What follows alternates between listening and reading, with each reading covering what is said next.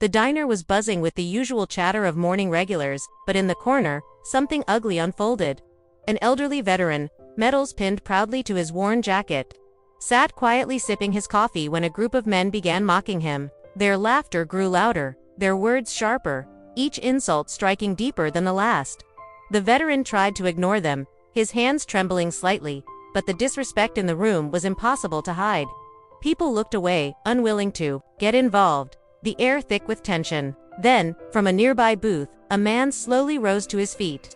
His movements were calm, his face steady, his presence commanding. He didn't need to raise his voice or clench his fists, the silence that followed was louder than any shout. In that moment, everyone knew something extraordinary was about to happen. The diner was one of those small-town places where everyone knew each other, where the smell of fresh coffee mixed with sizzling bacon on the griddle. Locals gathered each morning to share stories, laugh, and enjoy a sense of community. But that morning, the familiar warmth of the place was disrupted. At a corner booth sat an elderly man, his posture straight despite his years, his jacket adorned with medals that told silent tales of battles fought decades ago. He was a veteran, one who had given his youth, his blood, and his sacrifice for the very people who now lived freely. He stirred his coffee slowly, the spoon clinking against the cup, trying to enjoy the peace of a quiet breakfast. But peace is fragile. A group of younger men entered, their laughter already loud, their presence heavy with arrogance. At first, they simply ordered food. But soon their eyes drifted toward the veteran. They began whispering, smirking, and then speaking loud enough for others to hear. "Look at the old man. Thinks those little pieces of metal make him a hero. Bet he's just looking for pity. Should have stayed home instead of wasting taxpayer money." The words sliced through the air like knives. A few diners shifted uncomfortably, but no one spoke up. The veteran sat still, his hands wrapped around his cup, his lips pressed into a thin line. He had endured worse, far worse. Yet the sting of disrespect was undeniable. One of the men grew bolder. He walked up to the veteran's table and leaned over. "Hey old man, tell us, do those medals mean you're special? Or are you just clinging to the past?" The diner went quiet. All eyes were on the veteran now, waiting to see what he would do. But he didn't rise to the bait.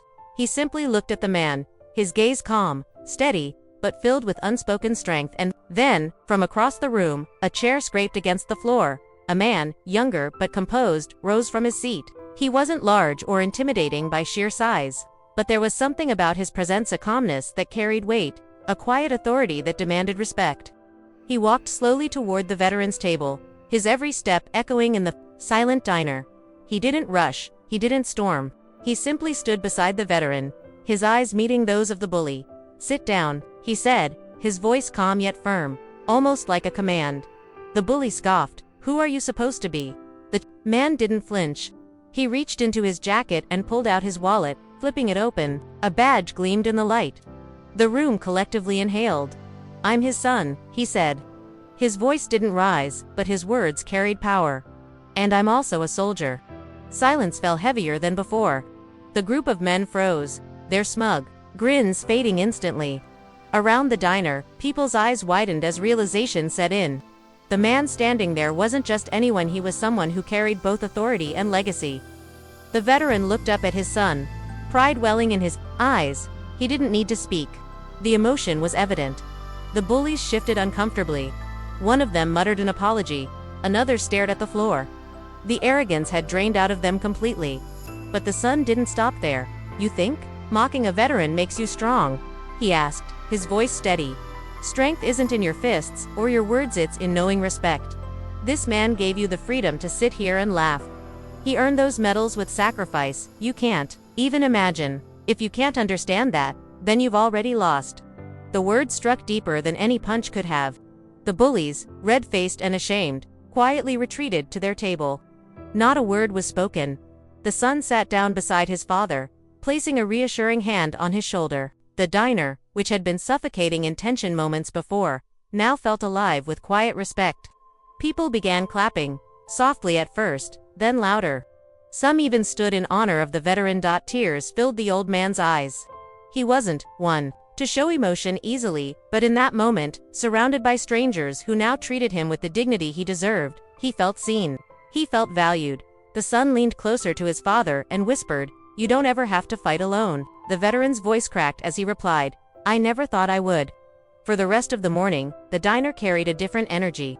People came up to thank the veteran, shaking his hand, sharing stories of their own relatives who had served. The bullies stayed silent, their shame evident. They didn't leave, but they no longer dared to look at the man they had tried to belittle, and the veteran. He smiled not because of the apology that was never spoken, but because of the respect that filled the room. That day wasn't just about standing up to bullies. It was about reminding everyone that respect, honor, and courage are values that transcend generations. The sun's calm stand spoke louder than anger ever could. The diner never forgot that morning. People still talked about it, how one calm action turned shame into respect, and silence into honor. And the veteran, every time he walked in afterward, no longer sat alone. He was always greeted with nods, handshakes, and gratitude. Because respect, once awakened, has a way of spreading. This story is more than just about a bully and a veteran. It's about the choices we make when faced with injustice. Do we turn our heads and pretend we didn't see it? Or do we stand, calmly but firmly, and remind the world of what truly matters? The son didn't raise his fists. He didn't need to. His calm presence, his unwavering respect, and his courage to stand up spoke volumes.